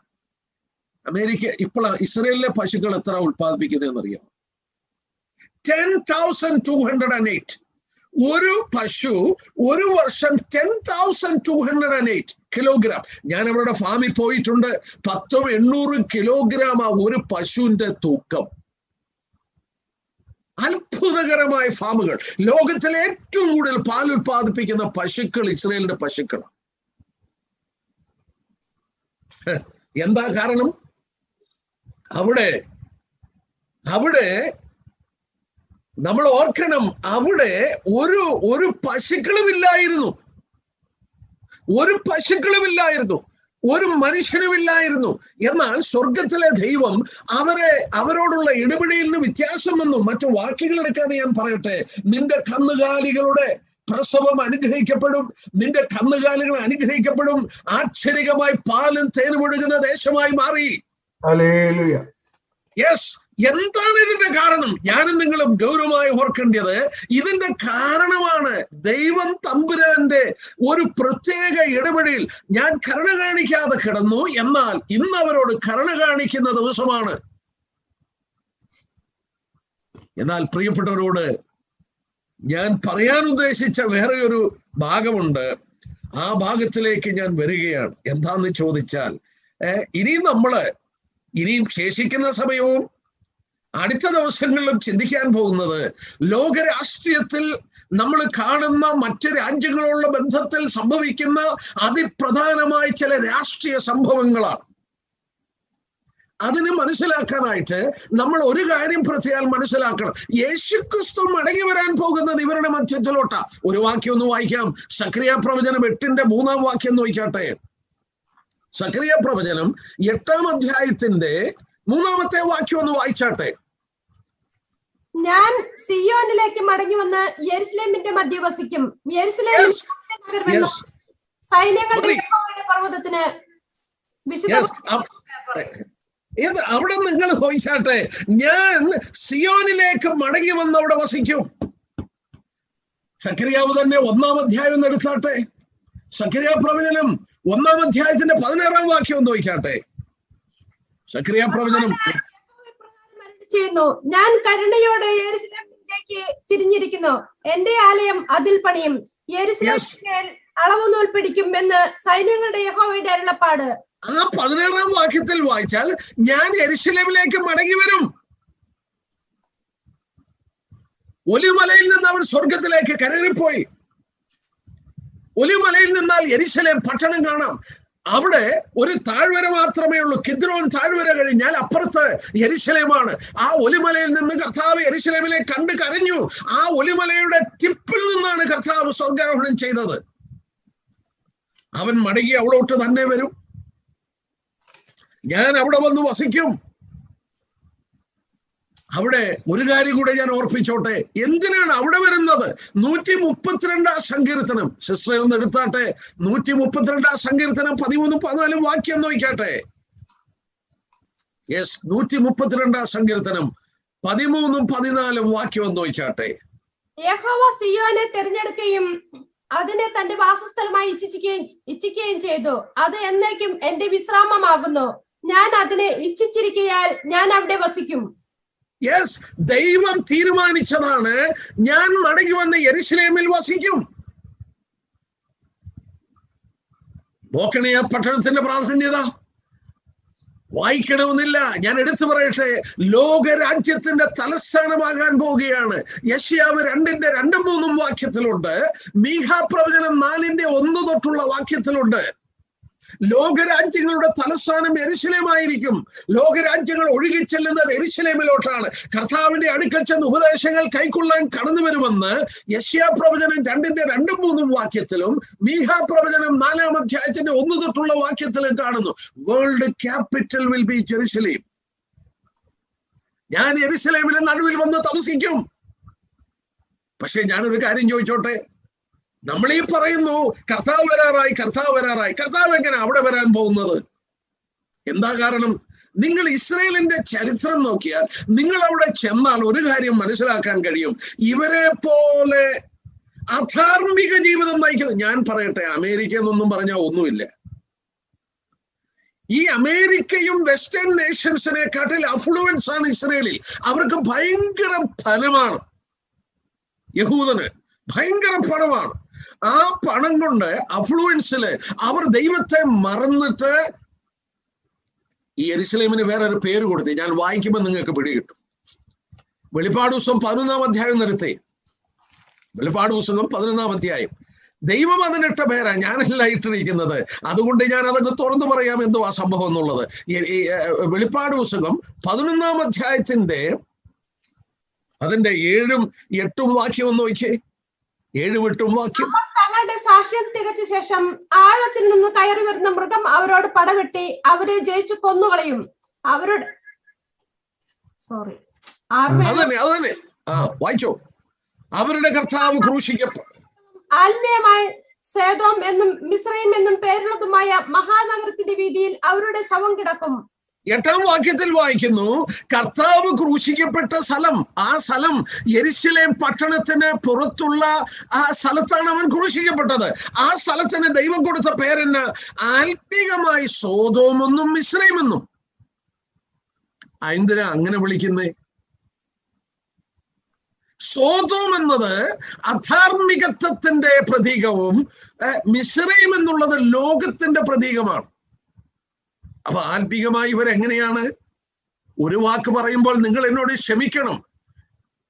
ടെല്ലവീവ് എന്ന് പറയുന്ന പട്ടണം 300-ലധികം 5-സ്റ്റാർ ഹോട്ടലുണ്ട് ഈ ടെല്ലവീവിൽ മാത്രം. അത് നിങ്ങൾ ഓർത്തോളം പട്ടണത്തിന്റെ വലുപ്പം. അമേരിക്കയിലുള്ള നിങ്ങൾ ആലോചിച്ചാൽ മതി, നിങ്ങളുടെ പട്ടണത്തിൽ എത്ര 5-സ്റ്റാർ ഹോട്ടലുണ്ട്. ടെല്ലവീവിൽ 300-ലധികം 5-സ്റ്റാർ ഹോട്ടലുണ്ട്. ആ പട്ടണത്തെ അറിയപ്പെടുന്നത് capital of the gay people, ഹോമോസെക്ഷൽസിന്റെ, സ്വവർഗഭോഗികളുടെ ലോക തലസ്ഥാനം എന്ന് പറയുന്നത് ടെല്ലവീവാണ്. ദൈവം ആ പട്ടണത്തിന് സോദോം എന്ന് പേര് വിളിച്ചപ്പോൾ നിങ്ങൾക്ക് മനസ്സിലായില്ലേ? അവരുടെ സ്ത്രീകളൊക്കെ വെസ്റ്റേണേഴ്സ് ജീവിക്കുന്നതിനെക്കാട്ടിൽ അപ്പുറം കടന്ന ആ ഒരു ഇതിലാണ് ജീവിക്കുന്നത്. ഞാന് ആ ടെല്ലവീവിന്റെ അതിലെ പോയപ്പോൾ ഗൈഡ് പറഞ്ഞത് ഓർമ്മയുണ്ട്. ബ്രദർ എന്നോട് പറയുകയാണ്, അവിടോട്ടൊന്നും പോകണ്ട, woman are almost half naked. അത്ര അധാർമികത്വം നിറഞ്ഞൊരു സ്ഥലം. 80% of Jewish people are secular people and out of it 50% are atheists. 80% ഭൗമികമായി ജീവിക്കുന്നവരും 50% നിരീശ്വരന്മാരും 20% orthodox യഹൂദന്മാർ. നമ്മൾ തിരുവചനത്തിൽ വായിക്കുന്ന ഒരു സത്യമുണ്ട്. ദൈവം അബ്രഹാമിനോട് ഇടപെട്ടു, ഇറങ്ങി വന്ന് ആദമിനോട് സംസാരിച്ചു, ഇറങ്ങി വന്ന്. അതൊക്കെ വ്യക്തികളോടാ. ദൈവം എന്നാൽ ഇറങ്ങി വന്ന് ആദ്യമായി ഞാൻ നിങ്ങളുടെ മധ്യത്തിൽ വസിക്കാൻ ആഗ്രഹിക്കുന്നെന്ന് പറയുന്നത് ദൈവത്തെ അറിഞ്ഞ വീണ്ടെടുത്തൊരു ജനത്തെ കിട്ടിയപ്പോഴാണ്. മോശയോട് പറഞ്ഞു, ഞാൻ നിങ്ങളുടെ മധ്യത്തിൽ വസിപ്പാൻ നിങ്ങൾ എനിക്കൊരു ആലയം ഉണ്ടാക്കണം. ദൈവം തന്നെ അറിഞ്ഞവരുടെ മധ്യത്തിലേ വസിക്കത്തുള്ളൂ. ഈ സങ്കീർത്തനങ്ങൾ 22:3 വായിക്കുന്നത് എന്താ? ഇസ്രായേലിന്റെ സ്തുതികളിന്മേലാണ് അവൻ വസിക്കുന്നത്. എന്തുകൊണ്ടാ സഭയിൽ വസിക്കുന്നത്? 2-3 പേരുടെ നാമത്തിൽ കൂടി വരുന്നവരുടെ മധ്യത്തിൽ ഞാനുണ്ട്. അതിന്റെ കാരണം അവർ അവനെ അറിഞ്ഞവരാണ്. എന്നാൽ ഇവൻ സിയോനിൽ മടങ്ങി വന്ന് പാർക്കണമെങ്കിൽ ഇവര് കർത്താവിനെ അറിഞ്ഞാലല്ല സാധിക്കുള്ളൂ. ഇങ്ങനെ ആത്മിക അധപ്പതനം സംഭവിച്ച യഹൂദന്റെ മധ്യത്തിൽ കർത്താവ് വരുമോ? വരില്ല. അതിനു മുമ്പ് ചില കാര്യങ്ങൾ അവിടെ നടക്കും. അതിന്റെ മുമ്പ് അവിടെ ചില കാര്യങ്ങൾ നടക്കും. ആ നടക്കുന്നതിന് വേണ്ടിയുള്ള സംഭവ വികാസങ്ങളാണ് ഇന്ന് നടക്കുന്നത്.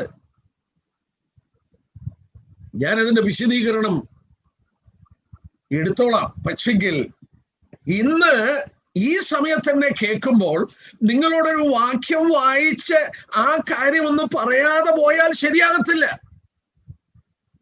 ഇത് അവരെ ശുദ്ധീകരിക്കാൻ ദൈവം ചെയ്യുന്ന പണി ഞാൻ പറഞ്ഞുതരാം. 2 വാക്യം ഞാൻ വായിക്കാം. 2 വാക്യം. എന്നിട്ട് നിങ്ങൾ അതിന്റെ പ്രാധാന്യതയൊന്ന് ചിന്തിക്കുക. നമുക്കതിന്റെ വിശദീകരണം നാളെ ഓർക്കാം. യോവേൽ പ്രവചനം 3-ാം അധ്യായം എടുത്താട്ടെ. യോവേൽ പ്രവചനം. എന്റെ സൗരന്മാരെ, ഞാൻ നിങ്ങൾ ജീവിക്കുന്ന ഇന്ന് ലോകരാഷ്ട്രീയത്തിൽ നടക്കുന്നത് അവിചാരിതമല്ല എന്ന് ചൂണ്ടിക്കാണിക്കാൻ. എന്തിനാണ് യഹൂദനുള്ള ബന്ധത്തിൽ പത്രോസ് പറഞ്ഞതുപോലെ വിശുദ്ധ പ്രവാചകന്മാർ മുമ്പ് കൂട്ടി പറഞ്ഞത് നടന്നുകൊണ്ടിരിക്കുകയാണ്. It is the times of restoration. 1 by 1 അവരുടെ റീസ്റ്റോറേഷൻ ആത്മീകമായി നടക്കണം. ആത്മീക റീസ്റ്റോറേഷൻ നടക്കാൻ അവർക്ക് മറ്റൊരു കാര്യം നടക്കണം. യോവേൽ പ്രവചനം 3-ാം അധ്യായത്തിൽ വരുമ്പോൾ അതിന്റെ 1-2 വാക്യം നമ്മളൊന്ന് സൂക്ഷ്മമായി നോക്കാൻ പോവുകയാണ്. ഞാൻ യെരൂശലേമിന്റെ സ്ഥിതി മാറ്റുവാനുള്ള നാളുകളിലും കാലത്തിലും ഞാൻ സകല ജാതികളെയും കൂട്ടി യഹോശഫാത്ത് താഴ്വരയിൽ ചെല്ലുമാറാക്കുകയും എന്റെ ജനനിമിത്തം എന്റെ അവകാശമായ ഇസ്രായേൽ നിമിത്തവും അവരോട് വ്യവഹരിക്കുകയും ചെയ്യും. മതി. അണ്ടർലൈൻ ചെയ്തോണേ. എന്താ അണ്ടർലൈൻ ചെയ്യാൻ പറയുന്നത്? ദൈവം ഒരു കാലഘട്ടം ചൂണ്ടിക്കാണിക്കുക. എന്റെ ജനമായ യഹൂദന്റെയും യെരൂശലേമിന്റെ സ്ഥിതി മാറ്റുന്ന നാളുകളും കാലങ്ങളും ആ ദിവസങ്ങളിലാണ് ഞാനും നിങ്ങളും ജീവിക്കുന്നത്. Times of restoration. അവരുടെ യഥാസ്ഥാനത്തിന്റെ നാളുകൾ. ഒരിക്കൽ പറിച്ചു മുടിച്ചു കളയുവാൻ ദൈവം ജാഗരിച്ചെങ്കിൽ ഇന്നവരെ പണിയുവാനും നടുവാനും ദൈവം ജാഗരിക്കുകയാണ്. ആ സമയത്ത് മറ്റൊരു കാര്യം നടക്കുമെന്ന് പറഞ്ഞു. എന്റെ പിതാക്കന്മാരൊക്കെ എങ്ങനെ ഇത് വിശ്വസിച്ചു? അവർക്കിതൊന്നും അവര് വിശ്വസിച്ചു, പക്ഷേ ഇതെങ്ങനെ നടക്കുമെന്ന് അവർ അറിഞ്ഞില്ല. അവിടെ പറയുന്നത് എന്താ? ഈ സമയത്ത് ഞാൻ മറ്റൊരു കാര്യം നടത്തും. എന്താ? ഞാൻ സകല ജാതികളെയും കൂട്ടി യഹോശാഫ്ത്ത് താഴ്വരയിൽ വരുത്തും. അങ്ങനെയാണോ ബൈബിള് പറയുന്നത്? എന്റെ സഹോദരന്മാരെ, അങ്ങനെയാണോ പറയുന്നത്? നിങ്ങളൊന്ന് ആലോചിച്ചു നോക്കിയേ. സകല ജാതികൾ എന്ന് പറഞ്ഞാൽ നേഷൻസ് ആണ്. I'm going to bring all nations and to the valley of Jehoshaphat. ഇന്നത്തെ രാഷ്ട്രീയം എന്താണ്? ഇന്നത്തെ പ്രശ്നങ്ങൾ എന്താണ്? ഗാസ കോൺഫ്ലിക്റ്റ് മൂലം നിങ്ങൾ വാർത്തകളിൽ നോക്കുകയല്ലേ? ഞാൻ ഇങ്ങനെയുള്ള സന്ദർഭങ്ങളിൽ BBC ന്യൂസും മറ്റും വളരെ ശ്രദ്ധയോടെ ഞാൻ കേട്ടുകൊണ്ടിരിക്കും. കാര്യങ്ങൾ ഗ്രഹിക്കാൻ വേണ്ടി ഞാൻ ശ്രദ്ധിക്കുകയായിരുന്നു. അമേരിക്കയുടെ തെരുവിലൂടെ ജാഥകൾ നടക്കുന്നു യഹൂദന് വിരോധമായി. യൂറോപ്പിൽ അനേക സ്ഥലങ്ങളിൽ യഹൂദനെതിരായി. എന്തിനു പറയുന്നു? ഈ കേരളത്തിൽ എത്ര മീറ്റിംഗാണ് നടന്നത്? ഇവിടെ പ്രൊഫസേഴ്സിന്റെ ഒക്കെ മീറ്റിംഗ് യഹൂദന് വിരോധമായി. നിങ്ങളൊന്ന് വാട്സപ്പ് ഒന്ന് കയറി നോക്കിയേ. മുഴുവൻ യഹൂദന് വിരോധമായി. എന്തിനാ? ഈ പ്രവചനം കൂടെ നിവർത്തിക്കണം. സകല ജാതികളെ ഞാൻ കൂട്ടി അവിടെ കൊണ്ടുവരും. എന്നുകൊണ്ടുവരും. ഈ സമയത്ത് ഇവരെ കൊണ്ടുവരുന്ന സമയത്ത് ഒരു വാക്യം കൂടെ വായിക്കാം. എന്റെ സിസ്റ്ററെ സഫന്യ പ്രവചനം എടുത്താട്ടെ. ഞാൻ ഓർപ്പിച്ച പോലെ ഇച്ചിരി ബുദ്ധിമുട്ടുകൊണ്ട് എടുക്കാൻ. സഫന്യ 3-ാം അധ്യായത്തിന്റെ 8-ാം വാക്യം നോക്കിയാട്ടെ. ദൈവത്തിന്റെ തീരുമാനമാണ് ഇവരെ അവിടെ കൊണ്ടുവരണമെന്നുള്ളത്. സഫന്യ പ്രവചനം 3-ാം അധ്യായത്തിന്റെ 8-ാമത്തെ വാക്യം. അതുകൊണ്ട് ഞാൻ സാക്ഷിയായി എഴുന്നേൽക്കുന്ന ദിവസം വരെ എനിക്കായി കാത്തിരിപ്പിൻ എന്ന് യഹോവയുടെ അരുളപ്പാട്. എന്റെ ക്രോധവും എന്റെ ഉഗ്രകോപവും പകരേണ്ടതിന് ജാതികളെ ചേർക്കുവാനും രാജ്യങ്ങളെ കൂട്ടുവാനും ഞാൻ നിർണയിച്ചിരിക്കുന്നു. ദൈവം ഒരു കാര്യം നിർണയിച്ചു. He has determined. What is his determination? A determination to gather the nations. രാഷ്ട്രങ്ങളെ ഞാൻ കൂട്ടാൻ പോവുകയാണ്. ഇന്ന് രാഷ്ട്രീയ ഗോളത്തിൽ കാണുന്ന സങ്കീർണമായ പ്രശ്നമുണ്ടല്ലോ. ഇസ്രയേൽ പിടിച്ചെടുത്ത വെസ്റ്റ് ബാങ്ക് ഫലസ്തീൻ രാഷ്ട്രമാക്കി തീർക്കണം. യെരുശലേം അവരുടെ തലസ്ഥാനമായി കൊടുക്കണം. ആർക്കും പരിഹരിപ്പാൻ വയ്യാത്ത ഈ പ്രശ്നം ആഗോളമായി പ്രശ്നമായി തീകത്തുകയാണ്. ആഗോളമായി ഓരോ കോൺഫ്ലിക്റ്റ് കഴിയുമ്പോഴും പ്രശ്നമാകുകയാണ്. ഇപ്പൊ നിങ്ങൾ കണ്ടോ, നെതന്യാഹു ഒരു വോട്ടിനാണ് പ്രസിഡൻസി പോയത്, പ്രൈം മിനിസ്റ്റർഷിപ്പ്. 120 അംഗങ്ങളുള്ള കെന്നസെറ്റ് അവരുടെ പാർലമെന്റിൽ 59 വോട്ട് നെതന്യാഹുവിന് കിട്ടിയപ്പോൾ നഫ്താലി ബെർഷ് എന്ന് പറയുന്ന മനുഷ്യന് കിട്ടിയത് 60 വോട്ടാണ്. ഒറ്റ വോട്ടിന് ആ മനുഷ്യൻ വന്നു. അയാളുടെ കയ്യിലോട്ട് അധികാരം കിട്ടി. നെക്സ്റ്റ് ഡേ ഈ ചൊവ്വാഴ്ച എന്താ നടന്നത്? വീണ്ടും ഗാസയിൽ ബോംബിങ് തുടങ്ങി. നെതന്യാഹു ഹിറ്റ്ലറാണെന്നൊക്കെ പറഞ്ഞുകൊണ്ടിരുന്നു. ഇപ്പം ഡബിൾ ഹിറ്റ്ലർ ഇപ്പം വന്നു. ഡബിൾ ഹിറ്റ്ലറാണ്.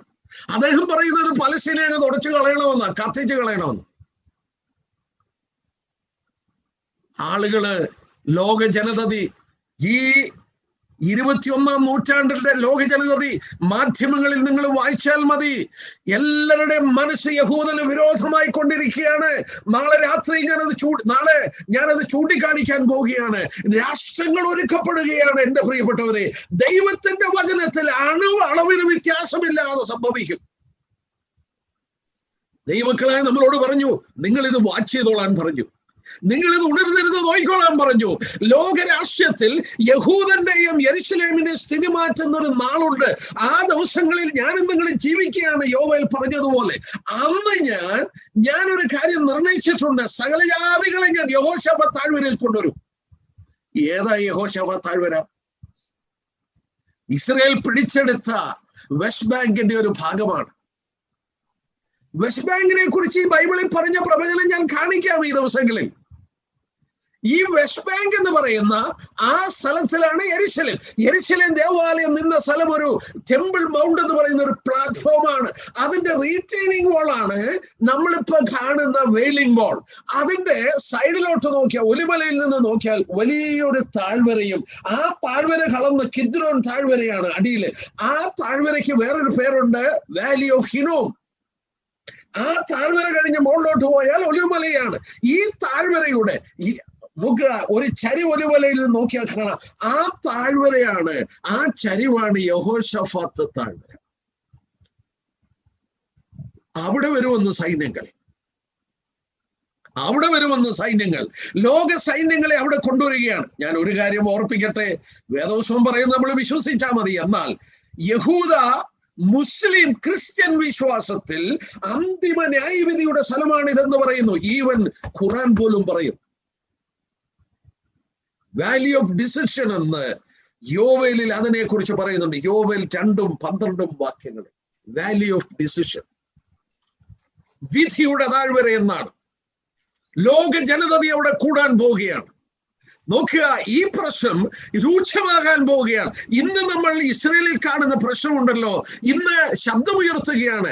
അതിന് അവര് പറയുന്നത്, നിങ്ങൾ ഇസ്രയേലിൽ ചെന്നാൽ കേൾക്കാം, നമ്മുടെ ഗൈഡുകൾ പറയുന്ന കേൾക്കാം. മാത്രമല്ല, ഇന്നത്തെ മീഡിയയിൽ എന്താ പറയുന്നത്? Occupied land. യഹൂദൻ ഒക്യുപ്പൈ ചെയ്ത ലാൻഡാണ്. അങ്ങനെ ആക്കി മീഡിയ. ആരേലും പറയുന്നുണ്ടോ 67 ഇസ്രയേലിനെ ഇല്ലാതാക്കാൻ വേണ്ടി കൂടി വന്നപ്പോൾ അവര് പിടിച്ചെടുത്ത സ്ഥലമാണെന്ന് ആരേലും പറയുന്നുണ്ടോ? അവര് പറയുന്നത് അതല്ല. അവര് പറയുന്നത് ഇത് ഒക്യുപ്പൈഡ് ലാൻഡാണ്. ഇത് പ്രശ്നമാകാൻ പോവുകയാണ്. ആ പ്രശ്നത്തിന്റെ മൂർധന്യാവസ്ഥയിൽ യഹൂദന്റെ കയ്യിലുള്ള സകല ആയുധങ്ങളെ തീരാൻ പോകുകയാണ്. ഇന്നവര് ഈ അഹങ്കരിച്ചു നിൽക്കുന്നതിന്റെ കാരണം എന്നാ? They are A nuclear nation. പക്ഷേ 3.5 വർഷം കൊണ്ട്, ഒരു വാക്യം കൂടെ വായിച്ച് നമുക്ക് ആ ഭാഗം നിർത്താം. നിങ്ങള് ദാനിയേലിന്റെ പ്രവചനം 12-ാം അധ്യായം എടുത്താട്ടെ. യഹൂദന്റെ കയ്യിലുള്ള സകല ആയുധങ്ങളും തീരും. 3.5 വർഷം കൊണ്ട് അവർ, ഈ ദിവസങ്ങളിൽ നെതന്യാഹു പറഞ്ഞത് നിങ്ങൾക്ക് ഓർമ്മയുണ്ടോ? അറബികൾ ആയുധം താഴെ വെച്ചാൽ സമാധാനം, ഞങ്ങൾ ആയുധം താഴെ വെച്ചാൽ ഇസ്രായേൽ കാണത്തില്ല. അത് ഗോൾഡ മേയർ പറഞ്ഞ വാക്കാണ് നെതന്യാഹു എടുത്ത് കോട്ടിയത്. ഇസ്രായേലിന് ആയുധം താഴെ വെക്കാൻ നിവൃത്തിയില്ല. അവരുടെ ചുറ്റും ശത്രുക്കളാണ്, ലോകം മുഴുവൻ അവർക്കെതിരാണ്. നോക്കുക, കാലം എത്രയെന്ന് ചോദിക്കുന്നു. ഈ പറഞ്ഞ പ്രവചനങ്ങളൊക്കെ നിവർത്തിക്കപ്പെടാൻ സമയം എത്ര എടുക്കും? യഹൂദൻ അനുഗ്രഹത്തിൽ വരുവാൻ 12-ാം അധ്യായത്തിന്റെ 7-ാം വാക്യം എടുത്താട്ടെ. അതിന്റെ മധ്യഭാഗം ഒന്ന് വായിച്ചേ സിസ്റ്ററെ. മധ്യഭാഗം, 7-ന്റെ മുഴുവൻ വായിക്കാൻ നേരമില്ല. മധ്യഭാഗം ഒന്ന് വായിച്ചേ. ജീവിച്ചിരിക്കുന്നവനായവനാണ്, ഇനി കാലവും കാലങ്ങളും കാലാർത്ഥവും ചെല്ലും. അവർ വിശുദ്ധ ജനത്തിന്റെ ബലത്തെ തകർത്ത് കളഞ്ഞ ശേഷം ഈ കാര്യങ്ങളൊക്കെയും നിവൃത്തിയാകും എന്നിങ്ങനെ. മതി. ഇനി കാലവും കാലങ്ങളും കാലാർത്ഥവും, 3.5 കാലം, 7 വർഷം അഹോപദ്രവ കാലഘട്ടത്തിന്റെ അവസാനത്തെ 3.5 വർഷം. അവിടെ എന്ത് സംഭവിക്കും? വിശുദ്ധ ജനത്തിന്റെ ബലം തകർത്ത് കളഞ്ഞ ശേഷം ഈ കാര്യങ്ങൾ നടക്കും എന്ന് പറഞ്ഞാൽ യഹൂദന്റെ കയ്യിലെ മിലിറ്ററി പവർ തീരും. അവൻ ഒറ്റയ്ക്ക് നിന്ന് പൊരുതി പൊരുതി പൊരുതി അവന്റെ ആയുധങ്ങൾ തീരും. അത് തീർന്നു കഴിയുമ്പോൾ കുത്തിയവങ്കിലേക്ക് അവൻ നോക്കിക്കറിയും. അവന് രക്ഷയില്ല. ആ സമയത്താണ് ദൈവം തന്റെ ആത്മാവിനെ അവരുടെ മേൽ പകർന്ന് അവർക്ക് അനുതാപം ഉണ്ടാകുന്നത്. അതുവരെ അവരുടെ ശക്തിയിൽ അവർ ആശ്രയിക്കുകയാണ്, അവരുടെ മിലിറ്ററി പവറിൽ അവർ ആശ്രയിക്കുകയാണ്. എന്നാൽ ഇവിടെ വായിച്ചത് എന്താ?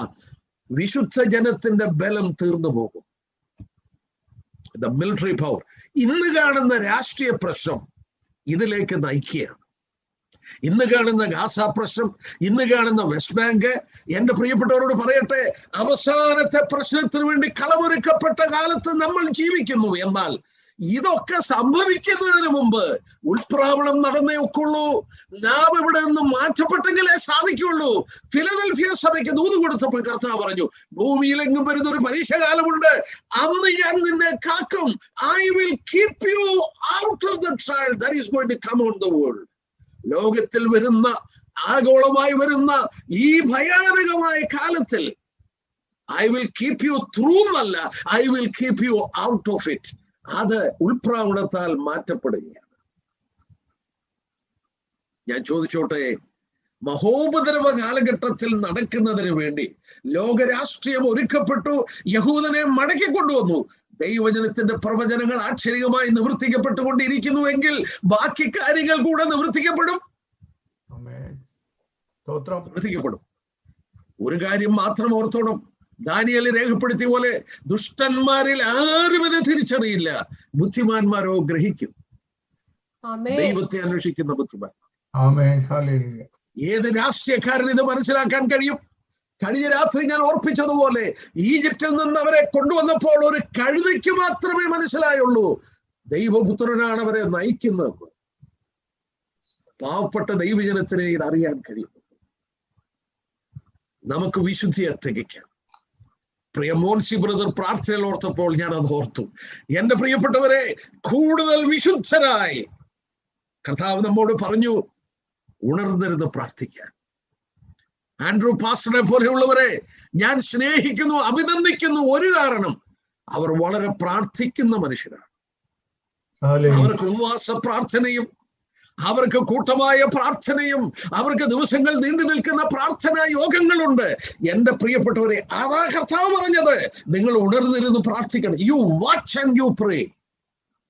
നിങ്ങൾ ഈ സംഭവങ്ങളൊക്കെ വാച്ച് ചെയ്തുകൊണ്ട് നിങ്ങൾ പ്രാർത്ഥിച്ചുകൊണ്ടിരിക്കണം. കഴിഞ്ഞ നാളുകളെക്കാട്ടിൽ യേശുക്രിസ്തുവിന്റെ സന്നിധിയിൽ മുട്ടുമടക്കേണ്ട ദിവസങ്ങളാണ് നമ്മൾ. ദാനിയേല് യെരമ്യാ പ്രവചനത്തിൽ നിന്ന് മനസ്സിലായി, പ്രവാസകാലം കഴിയുന്നുവെന്ന് മനസ്സിലാകുമ്പോൾ ദാനിയേൽ മുട്ടുമടക്കി ഉപവസിക്കാൻ തുടങ്ങി, പ്രാർത്ഥിക്കാൻ തുടങ്ങി, തന്റെ പാപവും ജനത്തിന്റെ പാപവും ഏറ്റുപറയാൻ തുടങ്ങി. നാം ഇത് കാണുമ്പോൾ, ഈ കാർമേഘം ഉയർന്ന് കാണുമ്പോൾ പ്രാർത്ഥിക്കാം, ദൈവത്തോട് അടുക്കാം. ഞങ്ങളെ കേൾക്കുന്ന ആരെങ്കിലും രക്ഷിക്കപ്പെടാതെ ഇരിക്കുന്നെങ്കിൽ നിങ്ങൾക്ക് ഇനി ഒരു അവസരം കിട്ടുമോ എന്നറിയില്ല. ക്രിസ്തുവിന് വേണ്ടി ഒരു തീരുമാനമെടുക്കുക. അപ്പനും അമ്മയും വീടും ധനങ്ങളും വസ്തു സുഖങ്ങളും കർത്താവത്രേ. അപ്പനും അമ്മയും വീടും ധനങ്ങളും വസ്തു സുഖങ്ങളും കർത്താവത്രേ. പൈതൽ പ്രായം മുതൽക്കിന്നേ വരെ എന്നെ പോറ്റി പുലർത്തിയ ദൈവം മതി.